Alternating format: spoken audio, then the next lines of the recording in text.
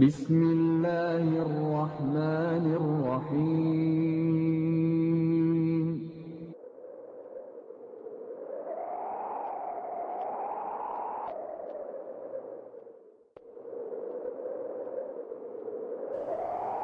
اللہ کے رسول صلی اللہ علیہ وسلم کے بعد جو شخصیت مسلمانوں کی خلیفہ بنتی ہے ان کا نام ابو بکر صدیق رضی اللہ عنہ وارضا ہے۔ ابو بکر صدیق رضی اللہ عنہ وارضا کی سیرت اسلام کے لیے آپ کی خدمات دشمن خان کے دہانے پر پہنچ گئے۔ آقا اگر یہ دشمن اپنے قدموں کی طرف دیکھیں گے تو ہمیں کام میں بیٹھے ہوئے دیکھیں گے، ہم پر کی نظر پڑ جائے گی۔ رسول کریم صلی اللہ علیہ وسلم نے جواب میں کیا کہا؟ ابو بکر لا تحزن ان اللہ معنا۔ ابو بکر غم کیوں کرتا ہے؟ اللہ تیرے بھی ساتھ ہے، یہ نہیں کہ ان اللہ معین، اللہ بجنود لم تروها وجعل كلمة الذين كفروا السفلى وكلمة الله هي العليا والله عزيز حكيم۔ وہ عظیم ترین ہستی ہے جس کو عرش والا رب نے اپنی کتاب میں صدیق کہا، اور آپ کی شان میں یہ آیت اتری والذی جاء بالصدق، پھر فرمایا اس سے مراد آپ ہیں اور نبی کریم صلی اللہ علیہ وسلم۔ وفات سے پہلے فرمایا مجھے اللہ کے نبی علیہ السلام کے پہلو میں دفن کرنا۔ ابو بکر صدیق جو غار میں نبی کے پڑوس میں رہے، جو ہجرت کے سفر میں نبی کے پیچھے سوار رہے، جو زندگی بھر آقا علیہ السلام کے ساتھ ہی رہے، ان کی خواہش، ان کی تمنا، ان کی وصیت کہ جو ہی میں مروں مجھے آقا علیہ السلام کے پہلو میں دفن کر دینا۔ اگر تم اس نبی کی مدد نہ کرو گے تو اس سے پہلے اللہ نے اس کی مدد کی جب کافروں نے اسے مکے سے نکال دیا تھا، جبکہ وہ دونوں غار میں تھے اور وہ دو میں سے دوسرا تھا، اور اپنے ساتھی سے کہہ رہا تھا غم نہ کرو، اللہ ہمارے ساتھ ہے۔ پھر اللہ تعالیٰ نے اس پر اپنی طرف سے سکون قلب نازل کیا اور ایسے لشکروں سے اس کی مدد کی جو تمہیں نظر نہیں آتے تھے، اور کافروں کے قول کو سرنگوں کر دیا، اور بول تو اللہ ہی کا والا ہے اور اللہ ہر چیز پر غالب اور حکمت والا ہے۔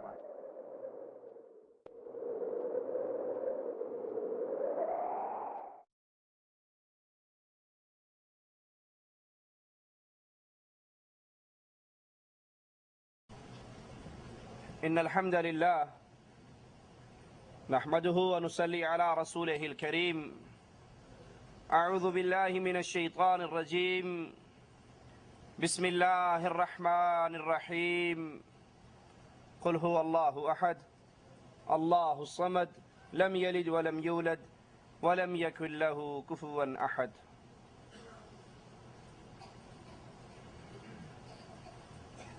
رسول اللہ صلی اللہ علیہ وسلم کی دعوت، لا الہ الا اللہ کا پیغام جو تمام عرب میں پھیلا، اور یہ دعوت پھیلتے پھیلتے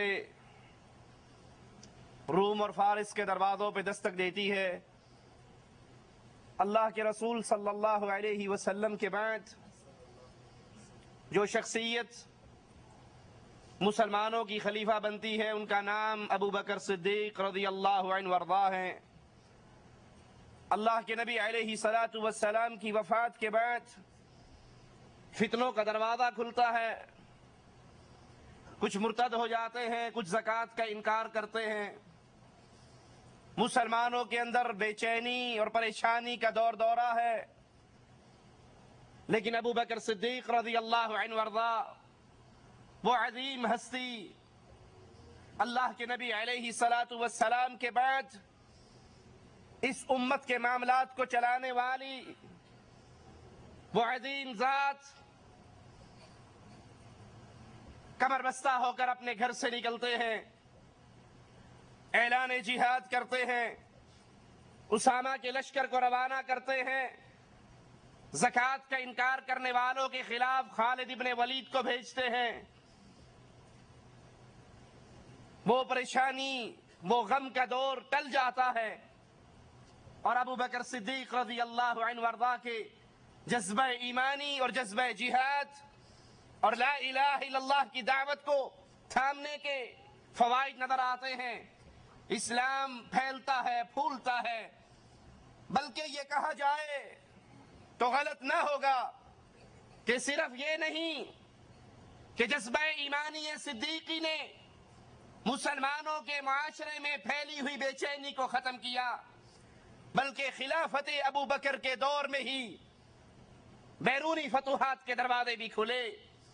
مسلمانوں کی عزت، مسلمانوں کی ہیبت، مسلمانوں کا رعب کفار پہ طاری ہوا اور یہی سے فتوحات خارجیہ کے دروازے کھلے.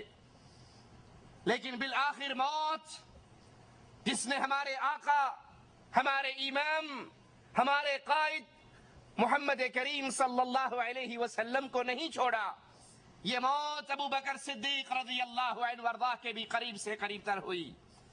اور 22 جمادی الاخر 13 ہجری دوشنبہ کے دن مغرب اور عشاء کے درمیان ابو بکر صدیق رضی اللہ عنہ وارضاہ اس جہان سے ہمیشہ کے آرام والے جہان کے اندر اللہ کی جنتوں کی طرف منتقل ہو گئے.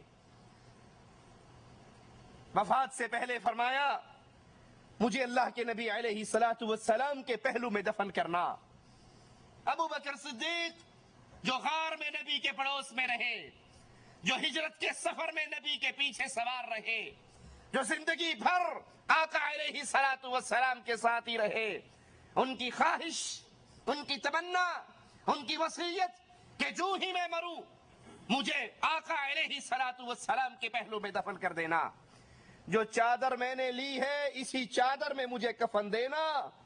نیا کپڑا مل جائے، میسر ہو، وہ کسی غریب کو دے دینا کہ زندہ نئے کپڑے کا زیادہ محتاج ہوتا ہے. مجھے نیا کفن بھی نہ دینا، اسی چادر کے اندر مجھے کفن دے دینا. ابو بکر صدیق کو گالیاں دینے والوں، ابو بکر صدیق رضی اللہ عنہ وارضاہ پر زبانیں دراز کرنے والوں اور یہ کہنے والوں کہ ابو بکر نے علی کی خلافت کو چھینا، انہوں نے اپنی حکومت بنائی. ارے مجھے یہ تو بتاؤ، ابو بکر نے اگر خلافت کو چھینا تو اپنی ذات کا کیا فائدہ کمایا؟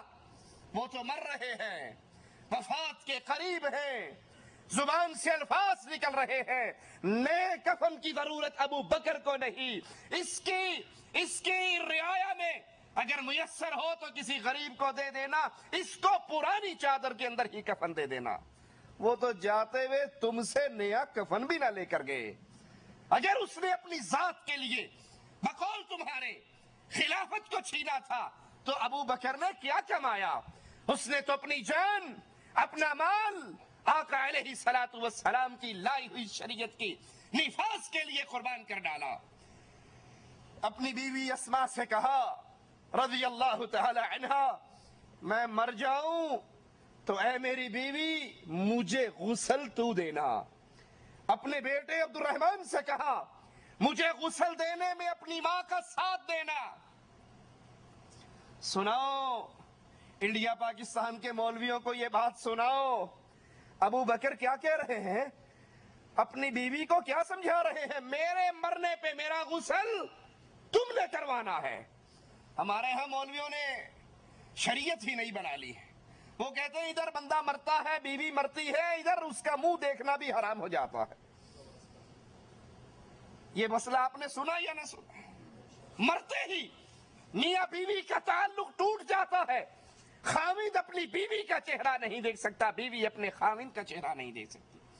یہ مولویوں نے اپنے پیٹ کی جہنم بھرنے کے لیے بنایا ہے، کیونکہ انہیں پتا ہے اگر لوگوں کو غسل ان کی بیویوں نے دینا شروع کر دیا ہماری دال روٹی کہاں سے چلے گی؟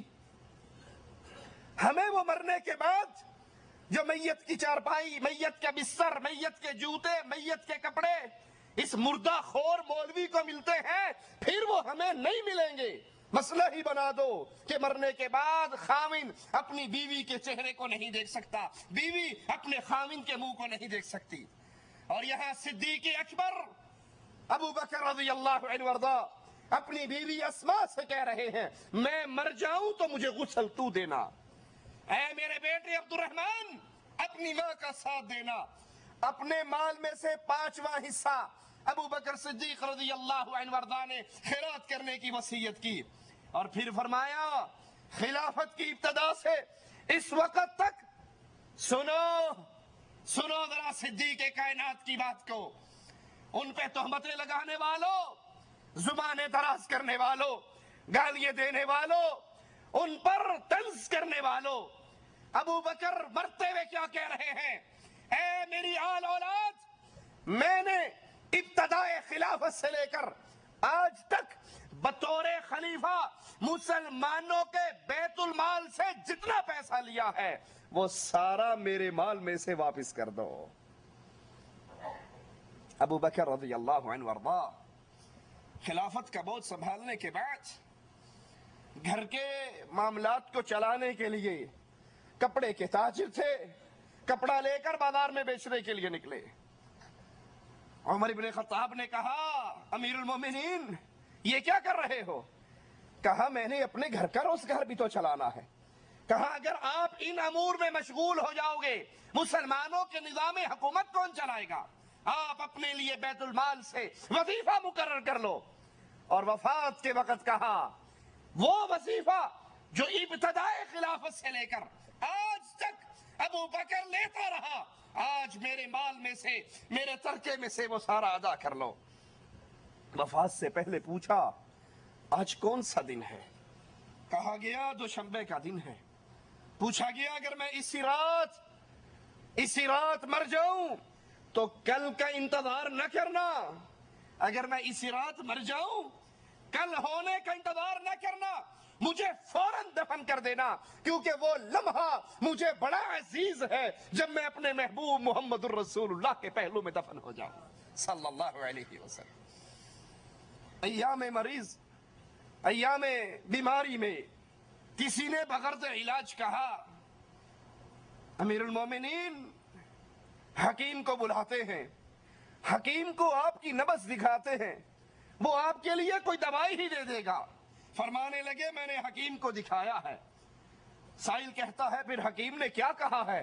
کہا حکیم نے جواب میں کہا ہے انی فعال لما یرید، ہم جو چاہتے ہیں کر گزرتے ہیں، میرے اللہ کی طرف سے موت کا وقت قریب سے قریب تر ہو چکا ہے، اللہ جو چاہتا ہے وہ کرتا ہے، اب تو کسی دوائی کی حاجت اور ضرورت باقی نہیں ہے۔ ابو بکر صدیق رضی اللہ عنہ وارضا اس دھرتی سے اگلے جہان کی طرح منتقل ہو جاتے ہیں۔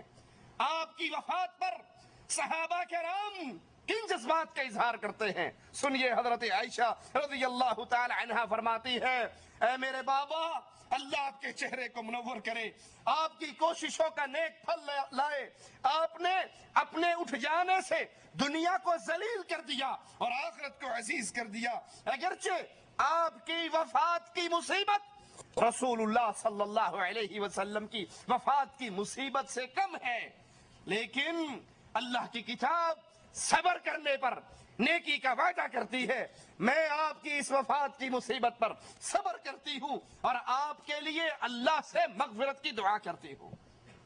عمر فاروق رضی اللہ عنہ وارضا فرماتے ہیں اے رسول کے خلیفہ، آپ نے اپنی بات اپنی قوم کو سخت تکلیف میں مبتلا کر دیا، آپ کی شان بہت بلند ہے، میں آپ کے برابر کیسے ہو سکتا ہوں؟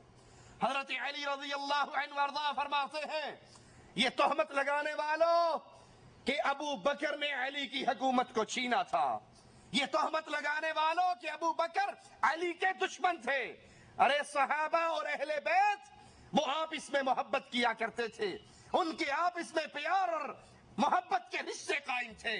نہیں یقین تو سنو، علی فرماتے ہیں رضی اللہ عنہ وارضا اے ابو بکر اللہ آپ پر رحم کرے، اللہ کی قسم سب سے پہلے اسلام آپ لے کر آئے، سب سے زیادہ ایمان کو آپ نے اپنے دل میں بسایا، اللہ کی مخلوقات میں بہترین مخلوق اور سب سے زیادہ کامل یقین والے آپ۔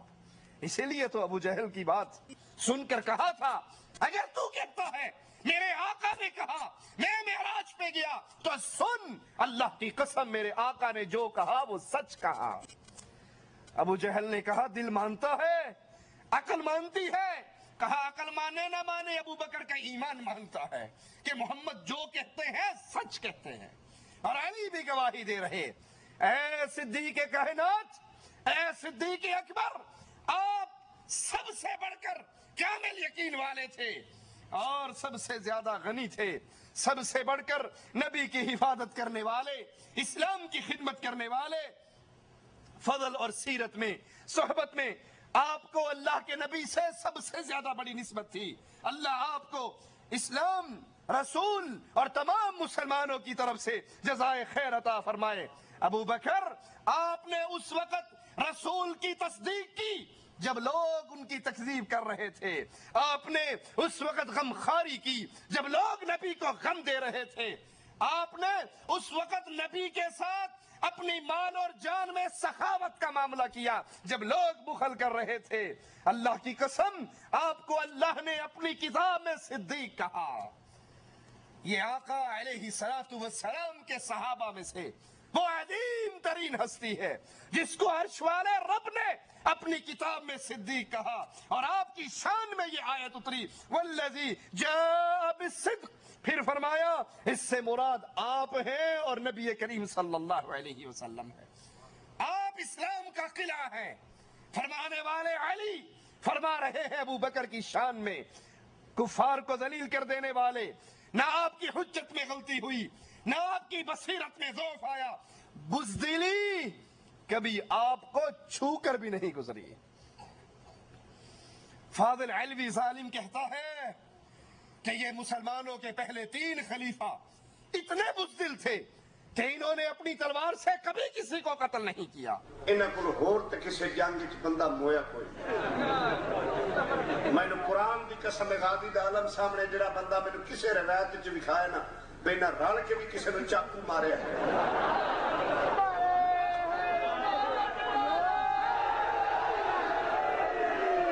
میں مذہب چھوڑ دے سا تے وقت بہن نو کٹا، یہ تہمت لگا رہا ہے صدیق اکبر پہ، اور علی مرتضی گواہی دے رہے ہیں۔ ابو بکر میں گواہی دیتا ہوں بزدلی کبھی آپ کے پاس سے چھو کر بھی نہیں ہوئی، آپ کے قریب سے بھی نہیں گزری۔ آپ پہاڑ کی طرح مضبوط، نہ تیز ہوائیں آپ کو ہلا سکی، نہ اکھاڑنے والے آپ کو اکھاڑ سکے۔ آپ ایسے تھے جیسے آپ کے بارے میں آقا نامدار جناب محمد الرسول اللہ نے فرمایا صلی اللہ علیہ وسلم، ضعیف البدن، آپ کا جسم کمزور، آپ کا ایمان قوی، اور آپ لوگوں کے سامنے بڑی عزت سے، بڑے جھک کر پیش آنے والے، محبت سے پیش آنے والے۔ زمین میں اللہ کے انبیاء کے بعد سب سے زیادہ افضل، بلند مرتبے والے، مومنوں میں افضل، آپ کے سامنے کوئی بے جا تما نہ کر سکتا، کوئی ناجائز خواہش نہ کر سکتا۔ آپ کے سامنے کمزور قوی تھا، اور قوی کمزور تھا جب تک اس قوی سے کمزور کا حق آپ لے کر اس کو ادا نہ کر دیتے۔ ابو بکر صدیق رضی اللہ عنہ وارضا رسول کریم صلی اللہ علیہ وسلم کی اتباع میں یہ جذبہ اتباع سنت محمد کریم صلی اللہ علیہ وسلم صدیق اکبر کے دل میں کیسے بھرا ہوا۔ عمر بن عاص رضی اللہ عنہ وارضا ایک جنگ میں ایک رومی سردار کا سر کاٹ کے ابو بکر صدیق رضی اللہ عنہ وارضا کی طرف بھیجتے ہیں۔ ابو بکر صدیق رضی اللہ عنہ وارضا جواب میں حضرت عمر بن عاص کو منع کرتے ہیں کہ ایسا دوبارہ نہ کرنا۔ وہ کہتے ہیں ابو بکر رضی اللہ عنہ وارضا اس میں حرج کیا ہے، یہ کفار، یہ مشرکین، یہ رومی ہمارے مسلمان سپہ سالاروں کے ساتھ بھی یہ سلوک کرتے ہیں، وہ مسلمانوں کی گردنیں کاٹ کر اپنے بادشاہوں کو بھیجتے ہیں، اگر ہم بھی ان سے بدلہ لے لیں تو کیا حرج ہے؟ کہا جب ہمارے پاس رسول اللہ کی سنت موجود ہے تو پھر ہم روم اور فارس کی تقلید کیوں کریں؟ جو عمل تم کر رہے ہو اس عمل کی تعلیم رسول اللہ صلی اللہ علیہ وسلم نے نہیں دی۔ ایک چیز شریعت ہمارے پاس موجود ہے، پھر اس شریعت کے احکامات کو چھوڑ کر ہم کفار کے پیچھے کیوں چلے جب اللہ اور اس کے رسول نے ہمیں یہ تعلیم نہیں دی؟ آج کے بعد تم بھی یہ عمل دوبارہ نہ کرنا۔ ابو بکر صدیق رضی اللہ عنہ وارضا، اللہ سے محبت کرنے والے، رسول اللہ سے محبت کرنے والے، اور اس محبت میں کتنے پختہ۔ جب آقا علیہ السلام نے پوچھا ابو بکر گھر کے لیے کیا چھوڑ کر آئے ہو؟ تبوک کے لیے تمہارے رسول نے مال تو مانگا، تم گھر والوں کو کیا دے کر آئے ہو؟ کہا آقا گھر میں جو کچھ تھا وہ آپ کے قدموں میں لے آیا ہوں، اور اپنے گھر میں اللہ اور اس کے رسول کی محبت کو چھوڑایا، اور کچھ نہیں ہے میرے گھر میں سوائے رب کی محبت، رب کے رسول کی محبت۔ خود ابو بکر رضی اللہ عنہ وارضا فرماتے ہیں دنیا کی چیزوں میں مجھے 3 چیزیں بہت زیادہ عزیز ہیں، پسند ہیں۔ پہلی چیز اپنے آقا جناب محمد الرسول اللہ صلی اللہ علیہ وسلم کے چہرے کی زیارت کرنا، اور یہ صدیق کائنات تھے جو آقا کے چہرے کی زیارت کیا کرتے۔ عام کسی کو ٹکٹکی باندھ کر نبی کا چہرہ دیکھنے کی ہمت نہیں ہوا کرتی تھی۔ کہا مجھے دنیا میں سب سے زیادہ عزیز یہ ہے میں اپنے رسول کے چہرے کی زیارت کرتا رہوں، اور اللہ نے جو مال دیا ہے مجھے بڑی عزیز ہے یہ بات، بڑی پسند ہے یہ بات، میں اپنا مال رسول اللہ صلی اللہ علیہ وسلم پہ نچھاور کرتا رہوں۔ اسی لیے ہجرت کے سفر میں مال ابو بکر کا، سواری ابو بکر کی، کھانا ابو بکر کا، راستے کا راستہ دکھانے والا، مسافروں کے لیے رہنما اگر لیا وہ بھی ابو بکر کے پیسوں کا۔ کہا مجھے بڑا عزیز ہے، اللہ نے جو مال دیا ہے وہ میں محمد الرسول اللہ پہ قربان کرتا جاؤں۔ اور تیسری چیز مجھے بڑی پسند ہے کہ نبی کے گھر میں ابو بکر کی بیٹی موجود ہے، نبی کے گھر میں ابو بکر کی بیٹی، اور یاد کر لو نبی بھی پاک، اس کے گھر والی بھی پاک، نبی بھی پاک، نبی کا بستر بھی پاک، نبی بھی طیب، اور گھر والے اور بستر بھی پاکیزہ ہے۔ نبی کے بستر پہ غیر پاکیزہ کوئی آ سکتا؟ کہا مجھے بڑا پسند ہے، مجھے بڑا عزیز ہے کہ میری بیٹی محمد الرسول اللہ صلی اللہ علیہ وسلم کے گھر میں ہے۔ خود اللہ کے نبی نے فرمایا صلی اللہ علیہ وسلم، اللہ ابو بکر پہ رحم کرے، انہوں نے اپنی بیٹی کو میری زوجیت میں دیا، مجھے دار الہجرت پہنچایا، اور بلال کو خرید کر اللہ کے لیے آزاد کر دیا۔ اللہ ابو بکر پہ رحم کرے، یہ دعا محمد الرسول اللہ صلی اللہ علیہ وسلم دے رہے۔ ابو بکر عبادت کرنے والے اپنے رب کی، اور عبادت کی یہ کیفیت کہ رسول کریم صلی اللہ علیہ وسلم پوچھتے ہیں آج روزہ کس نے رکھا؟ ابو بکر فرماتے ہیں یا رسول اللہ میں نے رکھا۔ پوچھا صدقہ کس نے کیا؟ کہا میں نے کیا۔ مسکین کو کھانا کس نے کھلایا؟ کہا میں نے کھلایا۔ جنازے کے ساتھ چل کر کون گیا؟ ابو بکر کہتے ہیں اللہ کے نبی میں گیا۔ ابو بکر رضی اللہ عنہ وارضا رسول کریم صلی اللہ علیہ وسلم سے پوچھتے ہیں یا رسول اللہ صلی اللہ علیہ وسلم جنت کے 8 دروازے ہیں، انسان نے گزرنا تو ایک ہی دروازے سے ہے، ایک بندہ 2 دروازوں سے نہیں گزر سکتا، لیکن یا رسول اللہ صلی اللہ علیہ وسلم کیا کوئی ایسا خوش نصیب ہے جس کو جنت کا ہر دروازہ پکارے گا، ہر دروازہ آواز لے کر کہے گا میرے اندر سے گزر جا؟ آقا فرماتے ہیں ابو بکر مجھے امید ہے تو ان خوش نصیبوں میں شامل ہوگا جن کو جنت کا ہر دروازہ کہے گا اور میرے اندر سے جنت میں گزر جائے۔ ایک دن میں روزہ بھی ابو بکر نے رکھا، صدقہ بھی ابو بکر نے کیا، جنازہ بھی ابو بکر نے پڑھا، مسکین کو کھانا بھی ابو بکر نے کھلایا۔ کہا مجھے امید ہے، مجھے یقین ہے جس کو جنت کے ہر دروازے نے نام لے کر پکارنا ہے وہ ابو بکر صدیق ہے، جو جائے گا تو ایک ہی دروازے سے لیکن جنت کے ہر دروازے کی خواہش ہوگی کہ ابو بکر میرے اندر سے گزر جائے رضی اللہ عنہ وارضا۔ ابو بکر صدیق رضی اللہ عنہ وارضا اللہ کی مخلوق کی خدمت کرنے والے، مدینہ میں ایک بڑھیا رہا کرتی تھی، عمر فاروق رضی اللہ عنہ وارضا اس بڑھیا کے گھر جاتے، اس محتاج کے گھر جاتے، اس کا کھانے پینے کا بندوبست کراتے، اس کے گھر کے کام کراتے۔ پھر یہ ہونے لگا حضرت عمر کے جانے سے پہلے بڑھیا کے سارے کام ہو چکے ہوتے۔ جب حضرت عمر پہنچتے پانی بھی بھرا ہوا ہے، صفائی بھی ہو چکی ہے، باقی معاملات بھی ٹھیک ہو گئے ہیں، گھر کے سارے کام ہو گئے۔ حضرت عمر کہتے ہیں ایک دن میں وقت سے پہلے آ کر چھپ گیا، دیکھوں تو صحیح یہ کون ہے جو نیکی میں فاروق اعظم سے بھی بڑھ رہا ہے۔ کہا اللہ کی قسم میں نے جب چھپ کر دیکھا تو وہ رات کے اندھیرے میں آ کر اس مجبور بڑھیا کا کام کرنے والا مسلمانوں کا خلیفہ ابو بکر تھا رضی اللہ عنہ وارضا، اللہ ان سے راضی ہو۔ بہادری کا کیا کہنا، شجاعت کا کیا کہنا۔ حضرت علی رضی اللہ عنہ وارضا خود لوگوں سے سوال کرتے ہیں، کہا بتاؤ تمہارے نزدیک سب سے زیادہ بہادر کون ہے؟ لوگوں نے کہا اے علی رضی اللہ عنہ وارضا آپ ہو۔ آپ نے پھر پوچھا، کہا سنو میں جب بھی لڑا ہوں اپنے برابر کی چوٹ سے لڑا ہوں، تم بتاؤ سب سے زیادہ بہادر کون ہے؟ لوگوں نے کہا ہم نہیں جانتے۔ تو کہا بدر کے دن جب اللہ کے نبی صلی اللہ علیہ وسلم کے لیے الگ مقام بنایا گیا، آپ کی حفاظت کا سوال پیدا ہوا۔ حضرت علی فرما رہے ہیں رضی اللہ عنہ وارضا، نبی کی حفاظت کا سوال پیدا ہوا، کون نبی کے پاس رہے، نبی کی حفاظت کرے، یہاں پر پہرا دے؟ کہا ابو بکر تلوار نکال کر کھڑے ہو گئے۔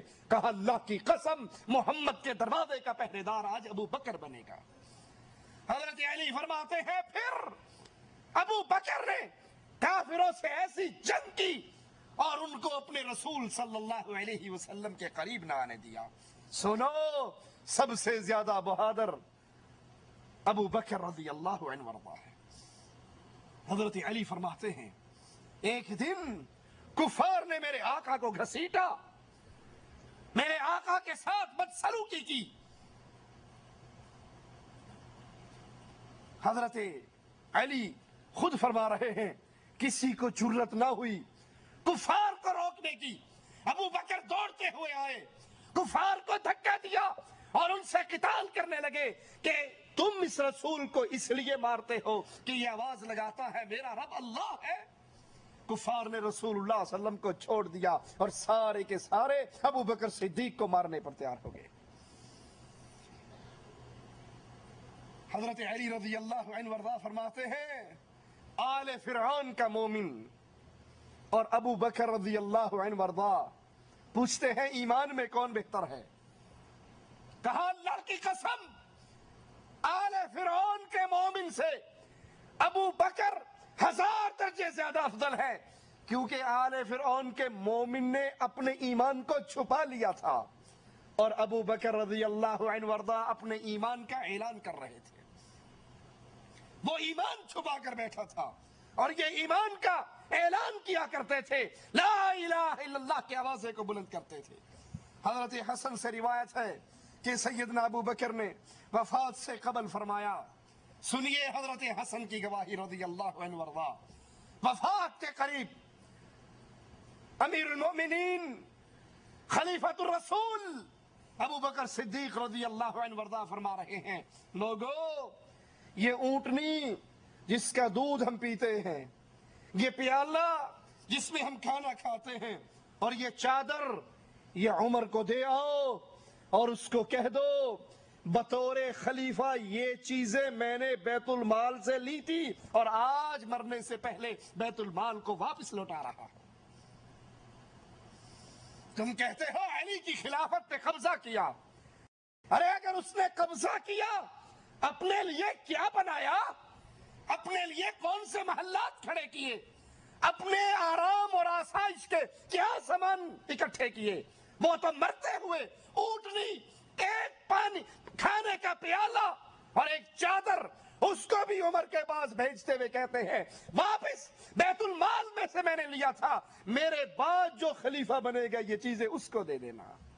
حضرت عمر رضی اللہ عنہ وارضا ان چیزوں کو دے کر رو پڑے اور کہنے لگے ابو بکر پہ اللہ رحم فرمائے، خلافت کا کام کتنا مشکل بنا دیا، جو بیت المال کا پیالہ بھی اپنے گھر چھوڑ کر نہ مرا، جو بیت المال کی اونٹنی اپنے دروازے میں بندھی ہوئی چھوڑ کر نہ مرا، جو ایک چادر بیت المال کی واپس دے کر مرا، تم اس کے خلاف زبان نکالتے ہو۔ رسول کریم صلی اللہ علیہ وسلم کا فرمان سنیے اور پھر اس فرمان کی روشنی میں ابو بکر صدیق رضی اللہ عنہ وارضا کی شان کو تولیے۔ اللہ کے نبی علیہ السلام فرماتے ہیں تم میں امامت وہ کروائے، قوم کا امام وہ بنے جو سب سے زیادہ قرآن کا عالم ہو۔ امام کون بنے؟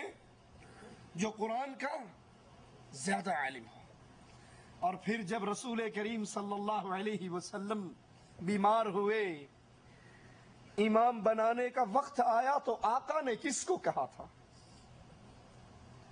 عباس کو کہا، علی کو کہا، حسن کو کہا، حسین کو کہا، کس کو کہا؟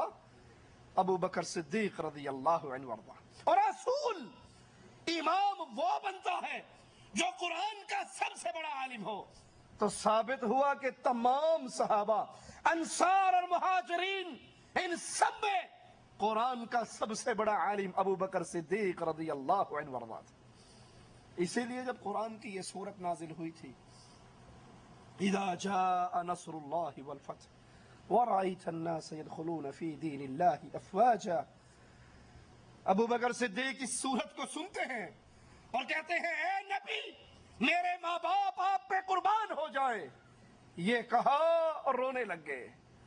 لوگوں نے کہا اس بوڑھے کو دیکھو، کتنی خوشی کی بات ہے کہ دین اسلام پورا ہو رہا ہے، مسلمانوں سے مدد کے وعدے پورے ہو رہے ہیں، لوگ لشکر در لشکر اسلام میں داخل ہو رہے ہیں، اور یہ ابو بکر رو رہے ہیں۔ آپ نے کہا جس کو میں سمجھا ہوں تم نہیں سمجھ سکے۔ جب اسلام غالب ہو جاتا ہے، اسلام پورا ہو جاتا ہے، تو پھر اس نبی کی حاجت اس دنیا پہ باقی نہیں رہتی۔ جہاں اللہ کی نعمت پوری ہوئی ہے وہاں اس آیت میں یہ پیغام بھی ہے کہ اب جناب محمد کریم صلی اللہ علیہ وسلم ہم سے جدا ہونے والے ہیں۔ جب نبی فوت ہو گئے، صحابہ نے کہا سب سے زیادہ قرآن کا علم، قرآن کا فہم ہمارے اندر صرف ابو بکر صدیق کو تھا، ان سے زیادہ قرآن سمجھنے والا کوئی نہ تھا۔ اسی لیے رسول کریم صلی اللہ علیہ وسلم نے ان کو تمام صحابہ کی موجودگی میں امام بنایا۔ حضرت عائشہ رضی اللہ تعالی عنہ ایک موقع پر اپنے بابا کو ان الفاظ میں یاد کرتی ہیں، واللہ میرے والد سے کوئی بلند سے بلند ان کو چھو بھی نہ سکتا تھا، وہ مضبوط قلعہ دراز سایہ تھے، انہوں نے تمہاری مدد کی جب تمہیں ضرورت پڑی، وہ آگے بڑھے جب تم سست ہوئے، فتنے پھیلے تو ابو بکر صدیق رضی اللہ عنہ وارضا اپنے گھر سے اسلحے سے لیس ہو کر ننگے قدموں نکلے اور کہا سنو، اگر آج کوئی نہیں لڑے گا تو اکیلا ابو بکر اللہ کی توحید کے لیے آج جہاد کے لیے نکل چکا ہے۔ حضرت علی سوار ہو کے پیچھے گئے، خلیفۃ المسلمین واپس آ جائیے، اگر آپ کو کچھ ہو گیا پھر خلافت کا نظام دوبارہ قائم نہ ہو سکے گا۔ تمہاری مان لے کہ اہل بیت کی دشمنی تھی ابو بکر سے، تو جب ابو بکر جہاد کے لیے نکل رہے تھے، حضرت علی کو تو کہنا چاہیے نا چھیتی جاوے جان چھوٹے، میرا راستہ صاف ہوئے، وہ پیچھے کیوں گئے تھے؟ انہوں نے منتیں کیوں کی تھی؟ وہ واپس لے کر کیوں آئے تھے؟ تم جھوٹ بولتے ہو، علی سچ کہتے ہیں۔ علی اور صحابہ کی محبتیں تھی، پیار تھا، اسی لیے حضرت علی ابو بکر صدیق کے پیچھے نکلے۔ حضرت عائشہ فرماتی ہے بچپن، جوانی، بڑھاپے میں میرے بابا قریش کے نامور مردوں میں سے تھے، وہ محتاجوں کی مدد کرتے، وہ اسیروں کو رہائی دلاتے، ان کا تعلق اللہ سے بہت قوی تھا، یہاں تک کہ انہوں نے اپنے گھر میں مسجد بنائی تھی۔ ابو بکر صدیق رضی اللہ عنہ وارضا اپنے گھر کی مسجد میں قرآن کی تلاوت کرتے कुफार के नौजवान आपका कुरान सुनते, अल्लाह से इतनी मोहब्बत, अपने घर के अंदर मस्जिद बनाई, बातिल प्रस्तों ने तौहीद को मिटाया तो अबू बकर सिद्दीक रज़ी अल्लाह अन्हु ने इसको जिंदा किया, इसको कायम किया। आयशा फरमाती है मेरे बाबा का ईमान कुफार पे बहुत भारी था, कुरैश ने उनकी तरफ कमाने खड़ी की, अपने तीर सोते, उन्होंने सारे हरबे इस्तेमाल कर लिए, लेकिन मेरे बाबा को दीन इस्लाम की तबलीग से बाज न कर सके। और अल्लाह मेरे बाबा से इतना राजी हुआ कि अल्लाह ने अपने रसूल पे खर्च करने के लिए अबू बकर के माल को पसंद किया। नबी पे जहां खर्चे का मामला आता, अबू बकर सिद्दीक खर्च करने में सबसे आगे होते।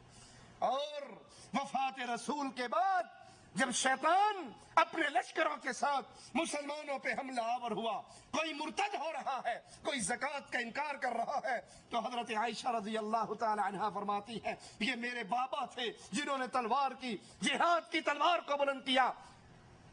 उमर जैसी हस्ती को भी जवाब में कहा अगर ये वो एक रस्सी जिससे ऊंट को बांधा जाता है नबी को दिया करते थे, ज़कात में मुझे नहीं देंगे, उस एक रस्सी के लेने के लिए भी मैं इनसे जिहाद करूंगा। अबू बकर वो अजीम हस्ती जिसकी वफात से एक खला बना, तो उसको पुर करने के लिए अपनी जैसी ही सीरत और किरदार वाले उमर बिन खत्ताब को उस मकाम पर फाइज किया। जब किसी ने कहा अबू बकर रज़ी अल्लाह अन्हु वरज़ा उमर को हमारा खलीफा बनाकर जा रहे हो, ये बड़े सख्त हैं, ये बड़े शदीद हैं, कहा जब खिलाफत का बोझ पड़ेगा तो इनकी सख्ती कम हो जाएगी। और अगर मुझसे अल्लाह ने पूछा, अगर मुझसे अल्लाह ने पूछा मुसलमानों का मामला किसके हवाले करके आए हो, मैं कहूंगा अल्लाह अपने बाद तेरे नबी के सहाबा में सबसे अफजल उमर इब्ने खत्ताब को अपने नबी के सहाबा का मामला देकर आया। उस अजीम हस्ती को मुसलमानों के इंतजाम संभालने के लिए मुकर्रर किया, जिनके बारे में अपनों ने नहीं कुफार ने भी कहा अगर एक उमर मुसलमानों के पास और होता पूरी धरती पे ला इलाहा इल्लल्लाह के झंडे गाड़ दिए जाते। मुबारक हो वो माँ जिस माँ के पेट में अबू बकर जैसा बेटा रहा, मुबारक हो वो माँ जिसने अबू बकर जैसे बेटे को दूध पिलाया और जिसने तौहीद को कायम किया, शिर्क को मिटाया, फिर दुनिया ने अपने खजाने उलट दिए, दुनिया अबू बकर के सामने आती और अबू बकर उनसे अपने चेहरे को मोड़ लेते। हजरत आयशा ये तकरीर करके कहती हैं मुझे बताओ किस दिन की वजह से तुम मेरे बाबा को गाली देते हो, मेरे बाबा की जिंदगी का कौन सा वो जुर्म है जिसकी बिना पर तुम उसको बुरा कहते हो। वो तो सारी उम्र अपने नबी और अपने अल्लाह की मोहब्बत में और उनकी लाई हुई शरीयत के फैलाने में गुजार कर गए। अबू बकर सिद्दीक रज़ी अल्लाह अन्हु वरज़ा मुसलमानों को दीन की दावत देने वाले, मुसलमानों को तलकीन करने वाले। सलमान फारसी से कहा नमाज की तलकीन करते हुए कि ऐ सलमान अल्लाह का खौफ किया करो, वो करीब है वक्त जब सब कुछ चीज छुपी हुई चीजें वाज़ेह हो जाएंगी, जाहिर हो जाएंगी और लोग मालूम कर लेंगे हर चीज में तुम्हारा क्या हिस्सा है, तुमने क्या खाया और क्या छोड़ा है। ये समझ लो जिसने 5 वक्त नमाज अदा की वो सुबह से शाम तक अल्लाह की हिफाजत में आ गया, फिर इसको कौन मार सकता है। और जिसने अल्लाह के साथ अहद शिकनी की वो उल्टे मुंह करके दोज़ख में लटका दिया जाएगा। जिसने 5 नमाजें मुसलमानों के साथ अदा की ये अल्लाह की हिफाजत में आ गया, सुबह से लेके शाम तक ये अल्लाह की निगहबानी में आ गया। अब जो बंदा अल्लाह की निगहबानी में हो उसका कोई कुछ बिगाड़ सकता है। और जिसने इन नमाजों को तर्क किया उसने अपने और अल्लाह के दरमियान अहद को तोड़ डाला। अब इसका ठिकाना उल्टा करके जहन्नम में लटकाया जाना। वालिदैन के हकूक के बारे में अबू बकर सिद्दीक की कितनी अजीम तालीमात हैं। आसिम बिन फारूक का जब अपनी वालदा से झगड़ा हुआ आपने फैसला फरमाया और उसके बाद आसिम को तलकीन करते हुए कहते हैं अच्छी तरह जान लो कि तुम्हारी वालदा की हर बात तुमसे बेहतर है। عبد الرحمن بن عوف رضی اللہ عنہ وارضا کا ایک ہمسائے سے جھگڑا ہوا، اس کے پاس آئے اور کہا عبد الرحمن اپنے ہمسائے سے جھگڑا نہ کرو، کیونکہ اس کا تعلق تم سے قائم رہے گا، لوگ تمہارے درمیان آ کر باتیں کر کے واپس چلے جائیں گے اور تم دونوں کا حال لوگوں کو سنائیں گے، لیکن تم دونوں کا پڑوس تو باقی رہے گا، تمہارا رشتہ تو باقی رہے گا۔ نبی کی سنت کا دفاع کرتے ہوئے ابو بکر رضی اللہ عنہ وارضا کی خدمات اتنی ہے، صرف ایک مثال اپنے سامنے رکھیے کہ نبی کی سنت کی مخالفت ابو بکر برداشت نہیں کیا کرتے تھے۔ ایک عورت نے حج کے دوران خاموش رہنے کی منت مانی کہ پورے حج میں خاموش رہوں گی۔ ابو بکر صدیق کو علم ہوا تو اسے کہا بات کر، گفتگو کر، خاموش نہ رہ، کہ یہ عمل جاہلیت کا عمل ہے اور شریعت اسلامیہ میں ناجائز ہے۔ آج ہمارے ہاں بھی پیروں نے روزے رکھے ہوتے ہیں نا، چپ شاہ، پیر چپ شاہ۔ حویلی لکھا سے آگے جاؤ، دیپال پور سے حویلی لکھا کی طرف جاؤ تو راستے میں ایک دربار ہے، میں نے خود دیکھا ہے، پیر چپ شاہ۔ کیوں جی؟ بڑی پہنچی ہوئی سرکار ہے، 9 سال سے چپ کا روزہ رکھا ہے، مگر انشاءاللہ پکا ہی چپ ہو جائے۔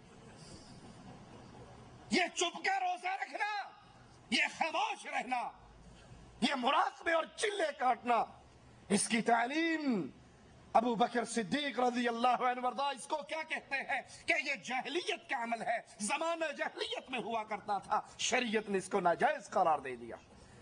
یہ پیر چوپ شاہ آج بڑے پہنچے ہوئے پیر ہیں شریعت کے اندر، یہ اللہ کے رسول صلی اللہ علیہ وسلم کے گستاخ ہیں، یہ نبی کی شریعت کے مقابلے پہ اپنی شریعت بناتے ہیں۔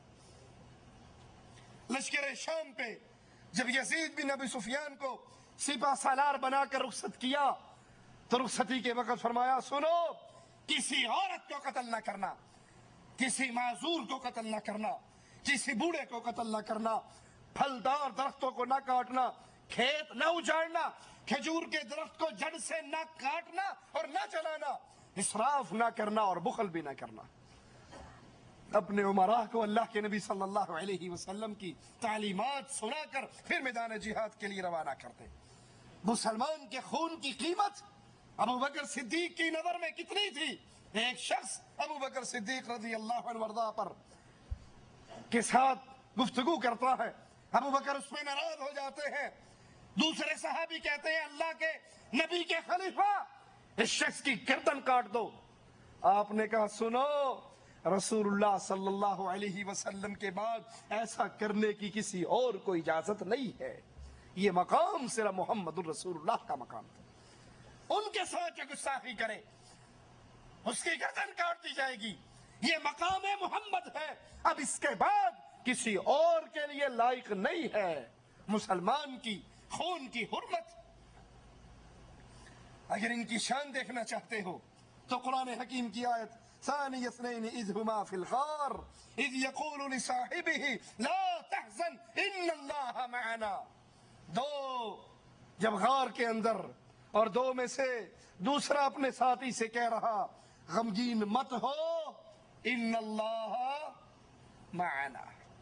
ابو بکر کو گالیاں دینے والوں، ابو بکر کی تکذیب کرنے والوں، اور نعوذ باللہ ثم نعوذ باللہ معاملہ تکفیر تک پہنچ چکا ہے، لوگ آج ابو بکر کے ایمان کا انکار کرتے ہیں۔ اگر تمہاری بات مان لی جائے، قرآن کی اس آیت کا کیا ترجمہ کرو گے؟ رسول صلی اللہ علیہ وسلم ابو بکر سے کہہ رہے، قرآن کے الفاظ گواہی دے رہے، لا تحزن ان اللہ معنا، غم کیوں کرتے ہو، اللہ ہمارے ساتھ ہے۔ اگر نبی ایمان والے تھے اور ابو بکر نعوذ باللہ بقول تمہارے اہل ایمان میں سے نہیں تھے، پھر قرآن کیوں کہہ رہا ہے ان اللہ معنا، اللہ ہمارے ساتھ ہے؟ نبی کو یہ کہنا چاہیے تھا ان اللہ معی، رب میرے ساتھ ہے۔ جس طرح اللہ اپنے رسول کے ساتھ، اسی طرح وہی اللہ کی معیت اس وقت ابو بکر صدیق رضی اللہ عنہ وارضا کو حاصل تھی۔ ان کا ایمان بنی اسرائیل کے ایمان سے بہت بڑا ہوا تھا. جب موسیٰ علیہ السلام بنی اسرائیل کو لے کر چلے، فرعون کا لشکر پہنچا، بالکل وہی منظر، سامنے سمندر ہے، پیچھے فرعون کا لشکر ہے، اور ادھر بھی غار کے اندر راستہ بند ہے. غار میں ابو بکر اور رسول اللہ ہیں، اور غار کے منہ پر کفار موجود ہیں. وہ بھی کہنے لگے، بنی اسرائیلی بھی، اے موسیٰ ہمارا دشمن تو آ گیا. موسیٰ علیہ السلام کہنے لگے، انما یا ربی، میرے ساتھ میرا اللہ ہے. یہ نہیں کہا کہ ہمارے ساتھ اللہ ہے، صرف اپنا کہا. انما یا ربی، میرے ساتھ اللہ ہے. بنی اسرائیل کو موسیٰ سے وہ نسبت نہیں ہوئی تھی جو ابو بکر کو محمد کے ساتھ تھی صلی اللہ علیہ وسلم. میرے آقا نے یہ نہیں کہا ان اللہ معی، کہا ابو بکر لا تحزن ان اللہ معنا. غم کیوں کرتا ہے؟ اللہ تیرے بھی ساتھ ہے، اللہ میرے بھی ساتھ ہے، اللہ ہم دونوں کے ساتھ ہے. بخاری و مسلم میں ہے، رسول اللہ صلی اللہ علیہ وسلم نے پوچھا تم میں سے روزے دار کون؟ ابو بکر نے فرمایا میں. پوچھا جنازے کے ساتھ کون چلا؟ ابو بکر نے فرمایا میں. پوچھا محتاج کو کھانا کس نے کھلایا؟ ابو بکر نے کہا میں نے. پوچھا بیمار کی عیادت آج کس نے کی؟ ابو بکر نے کہا میں نے. آپ نے فرمایا سنو، جس میں یہ چار باتیں اکٹھی ہو جائیں، محمد کریم گواہی دے رہے ہیں، وہ بندہ جنتی ہے. اور یہ چاروں باتیں ابو بکر صدیق میں موجود تھی. بخاری و مسلم میں ہے، رسول اللہ صلی اللہ علیہ وسلم نے فرمایا حقوق صحبت کی ادائیگی اور مال خرچ کرنے میں تمام لوگوں سے بڑھ کر محمد پر احسان صرف ابو بکر نے کیا ہے رضی اللہ عنہ وارضا. اور سنو، میں ابو بکر سے اتنا راضی ہوں، اگر میں نے اللہ کے علاوہ کسی اور کو خلیل پکڑنا ہوتا، ابو بکر کو میں خلیل پکڑتا. اسی لیے جب کسی نے پوچھا تھا آقا سب سے زیادہ محبت کس سے ہے؟ کہا عائشہ سے ہے رضی اللہ تعالی عنہا. پوچھا آقا مردوں میں کس سے ہے؟ کہا اس کے بابا صدیق اکبر سے ہے. کہا اگر اللہ کے علاوہ میں نے کسی اور کو خلیل پکڑنا ہوتا تو پھر میں ابو بکر کو اپنا خلیل پکڑتا. صحیح بخاری میں ہے، حدیث پہ ذرا غور کرنا، اور غور کر کے سن کے سمجھ کے آگے بھی سنانا. ایک بڑھیا آئی، ایک عورت آئی، اللہ کے نبی صلی اللہ علیہ وسلم سے کسی مسئلے میں گفتگو کرنے لگی. آپ نے کہا بی بی اگلے سال آنا. کب آنا؟ اگلے سال آنا. اس نے کہا اللہ کے نبی اگر میں اگلے سال آئی اور آپ فوت ہو گئے، اگر میں آئی اور آپ، گستاخ ہے وہ جو یہ کہے نبی مر گئے، واجب القتل ہے، گستاخ رسول ہے وہ جو نبی کی موت کا عقیدہ رکھے. سنے مولویوں کے فتوے یا نہیں سنے؟ اور یہ صحابیہ ہے، یہ بھی بابن تھی. یہ کہہ رہی نبی میں آؤں اور آپ مر چکے ہوئے، میں آپ کو نہ پاؤں، میں آؤں اور آپ فوت ہو چکے ہو، پھر میں کیا کروں؟ کہنا چاہیے تھا پھر میری قبر پہ آ جانا، میری قبر پہ چلا کاٹ لینا، میری قبر پہ کھڑی ہو کر جیسے ہمارے ہاں پیر صاحب تعلیم دیتے ہیں، مولوی زکریا صاحب لکھتے ہیں فضائل میں، فضائل اعمال میں، مرید اور پیر دونوں بیٹھے ہوئے، پیر صاحب کے مرنے کا وقت آ گیا، اس نے مرید سے کہا بھی چنگا پھر میں تے چلا. مرید اس کا سرہانہ پکڑ کے رونے لگ گیا، بابا جی ابھی تو کوئی خاص فیض بھی نہیں اٹھایا، ابھی تو علی باتاں پڑھنی شروع کی، تسی ٹر چل رہے ہو، سیڑا کی بنے گا. کہا فکر نہ کر، پریشان کیوں ہوتا ہے، میری قبر پہ آنا، جو فیض میری زندگی میں پایا کرتا تھا میری قبر سے تجھے وہی فیض ملے گا. مرید بھی کہتا ہے کہ پھر میں نے پیر صاحب کی قبر پہ چلا کاٹا، جو ان کی زندگی میں فیض پایا کرتا تھا وہی قبر سے فیض ملتا رہا. اس حدیث میں کتنے عقیدوں کا رد ہے. پہلی بات، وہ مواحدہ عورت کہہ رہی ہے میں آؤں آپ کو نہ پاؤں، آپ اگر مر گئے فوت ہو گئے، نبی کے بارے میں موت کا عقیدہ رکھنا گستاخی، وگرنہ نبی کی صحابیہ کیسے گستاخی کرتی؟ دوسری بات، نبی نے اس عورت کو قبر پرستی کی تعلیم نہیں دی، اپنی قبر پہ آنے کی تعلیم نہیں دی، دربار پرستی کی تعلیم نہیں دی، بلکہ جب اس نے کہا اے نبی اگر میں آؤں اور آپ نہ ملے تو میں کیا کروں؟ کہا اگر میرے بعد آئے تو پھر ابو بکر کے پاس آنا۔ تیسرا مسئلہ بھی ثابت ہو گیا، نبی کے بعد نبی کے مسلح پہ کون؟ نبی کے مقام چھوڑے ہوئے اس مقام پہ نبی کا خلیفہ کون بنے گا؟ آپ کو کہنا چاہیے تھا بی بی میں نہ ہوں، تو آئے تو پھر تو مولا علی کے پاس آ جانا۔ وہ مولوی صاحب بیان کرتے ہوئے کہتے ہیں نا، جب اللہ کے نبی معراج پہ پہنچے تو عرش پہ بھی ایک پردہ پڑا ہوا تھا، پوچھا یہ پردہ کیسا ہے؟ اللہ یہ پردہ کیسا ہے؟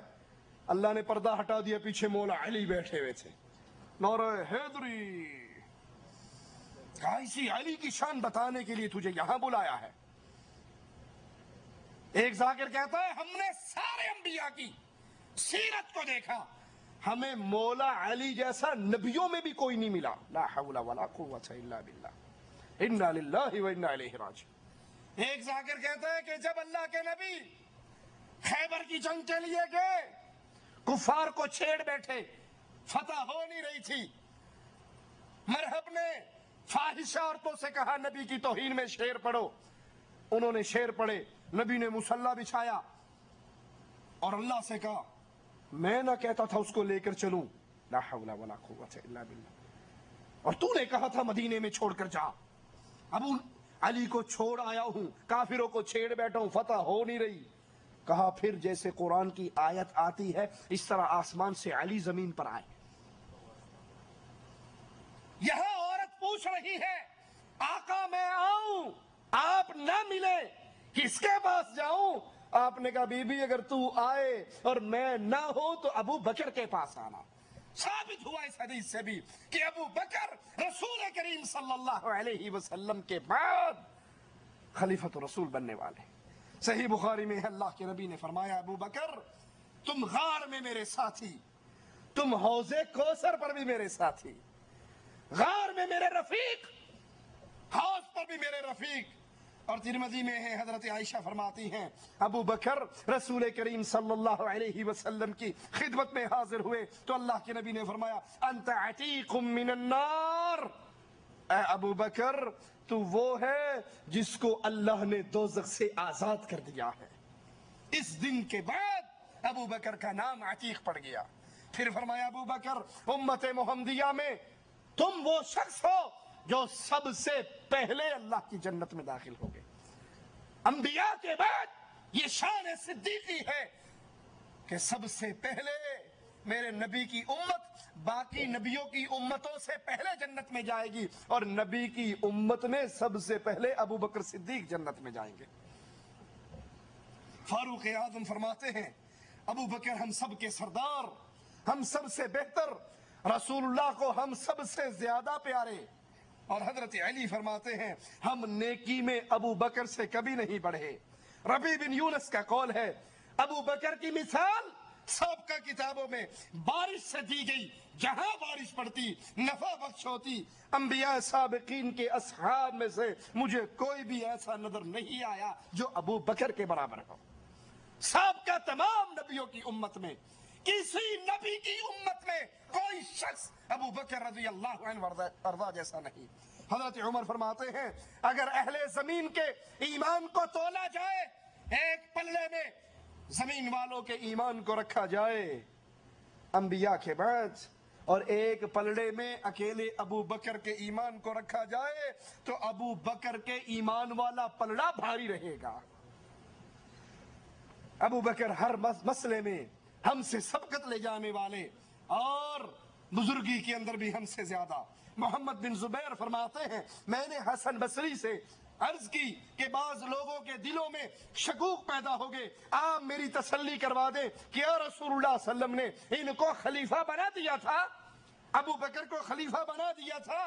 یہ سن کر حسن بصری غصے میں آ گئے اور کہنے لگے تمہیں اس میں شک ہے؟ اللہ کی قسم اللہ نے ہی ان کو خلیفہ بنایا، اور کیوں نہ بناتا، وہ سب سے زیادہ عالم، ان کے دل میں سب سے زیادہ خوف الہی۔ ابن مسعود رضی اللہ عنہ وارضاہ فرماتے ہیں اگر غور سے دیکھا جائے عقل و فراست میں 3 آدمی سب سے بڑے ہوئے، اور ان 3 میں سے ایک ابو بکر صدیق تھے رضی اللہ عنہ وارضاہ۔ امام شامی کا قول ہے کہ 4 خصوصیات ابو بکر میں ایسی ہیں جو کسی اور کو نصیب نہیں ہو سکی، اور ان میں پہلی، آپ کے سوا کسی کا نام صدیق نہیں رکھا گیا۔ مختلف ناموں سے صحابہ کو پکارا گیا، لیکن صدیق یہ لقب صرف محمد رسول اللہ صلی اللہ علیہ وسلم نے ابو بکر صدیق کو عطا کیا۔ نمبر 2، غار کے اندر رفاقت کا شرف صرف ابو بکر رضی اللہ عنہ وارضاہ کو ملا۔ نمبر 3، اللہ کے نبی نے اپنی زندگی میں امام صرف ابو بکر رضی اللہ عنہ وارضاہ کو بنایا۔ اور نمبر 4، ہجرت کے سفر میں رفاقت صرف صحابہ میں سے ابو بکر رضی اللہ عنہ وارضاہ کو نصیب ہوئی۔ سیدنا ابو بکر کی ایک اور خصوصیت کہ 4 نسلیں ابو بکر کی صحابیت کا شرف پاتی ہیں، 4 نسلیں ابو بکر کی شرف صحابیت پاتی ہیں۔ ابو بکر خود صحابی، پھر آپ کے بابا ابو قحافہ فتح مکہ کے موقع پر مسلمان ہوئے، صحابی، آپ کے بیٹے عبد الرحمن صحابی، اور عبد الرحمن کے بیٹے عتیق صحابی۔ 4 نسلیں ابو بکر صدیق رضی اللہ عنہ وارضاہ کی صحابیت کا شرف پاتی ہیں۔ حسان بن ثابت رضی اللہ عنہ وارضاہ ابو بکر صدیق رضی اللہ عنہ وارضاہ کی شان میں چند اشعار پڑھتے ہیں جن کا ترجمہ کچھ یوں ہے: جب تم رنج و غم کے ساتھ کسی بھائی کا ذکر کرو تو ابو بکر کو یاد کرو جو ہم سے جدا ہو گئے، وہ نبی کریم صلی اللہ علیہ وسلم کے بعد بہترین خلق، پوری مخلوق میں نبی کے بعد سب سے افضل، سب سے زیادہ متقی اور عادل تھے، اپنے فرائض کو سب سے زیادہ پورا کرنے والے وہی ہیں جن کو قرآن نے ثانی اثنین کہا اور ان کی حاضری غار کی تعریف کی، وہی ہیں جنہوں نے سب سے پہلے تصدیق رسالت کی۔ سب جانتے ہیں کہ ابو بکر رسول کریم صلی اللہ علیہ وسلم کو پیارے تھے، وہ بہترین خلق تھے، نبی کریم ان کے برابر کسی اور کا درجہ نہ سمجھتے تھے۔ اور یاد رکھیے آخری بات، ابو بکر صدیق رضی اللہ عنہ وارضاہ کی خلافت پھولوں کی سیج نہیں تھی بلکہ کانٹوں کا بستر تھا۔ اس کو آرام دہ بنانے کے لیے ایک ایک کانٹا چننا ضروری تھا، اور ابو بکر صدیق کو اللہ نے یہ مقام عطا کیا کہ انتہائی مختصر دور کے اندر، انتہائی قلیل ایام میں ابو بکر صدیق رضی اللہ عنہ وارضاہ نے تمام فتنوں کے سر کو کاٹ ڈالا۔ وہ مرتدین کا فتنہ ہو، وہ نبوت کے جھوٹے دعوے دار ہو، وہ زکوٰۃ کا انکار کرنے والے ہو، ان سب فتنوں کا ابو بکر صدیق نے مٹا دیا، اور مسلمانوں کے لیے پھر فتوحات کے دروازے کھلے جو حضرت عمر رضی اللہ عنہ وارضاہ کے لیے اور آسان ہوئے، اور اس طرح مسلمانوں کی یہ حکومت پھیلتی رہی اور لا الہ الا اللہ کا پرچم آگے سے آگے پھیلتا رہا۔ اللہ سے دعا ہے اللہ ہمیں نبی کریم صلی اللہ علیہ وسلم کے صحابہ سے محبت کی توفیق عطا فرمائے، اللہ ہمیں زندہ رکھے، صحابہ کی محبت میں رکھے، موت دے تو اس حال میں دے، اللہ ہم سے راضی ہو، ہم اپنے اللہ سے راضی ہو۔ اقول قولی ھذا واستغفر اللہ لی ولکم ولسائر المسلمین فاستغفروه انه هو الغفور الرحیم۔